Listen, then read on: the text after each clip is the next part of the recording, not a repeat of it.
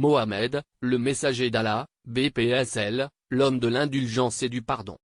En passant en revue le passé des grands du monde et des souverains à travers l'histoire, on remarque qu'ils sont tous animés par une même caractéristique lorsqu'une victoire vient couronner une défaite ou une bataille qui a mal tourné, la vengeance.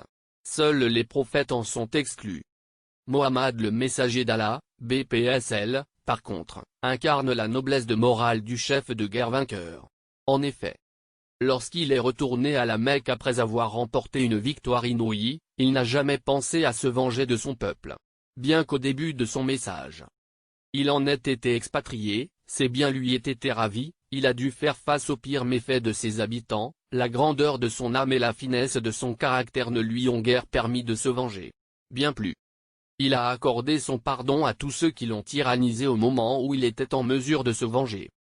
Il, BPSL, leur a dit, « Je vous pardonne tous, vous êtes libres. » Au fond, c'est l'islam qui a appris à Mohammed et à ses compagnons cette morale noble.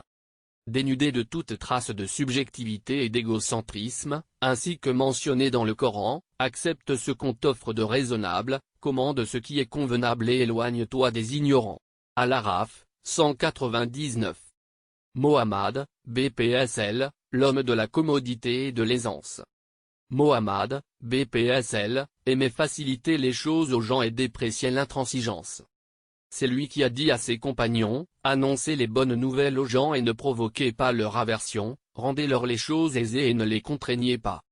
Il, BPSL, a également dit, sachez que vous avez été envoyés afin de faciliter les choses aux gens, non pour les leur compliquer.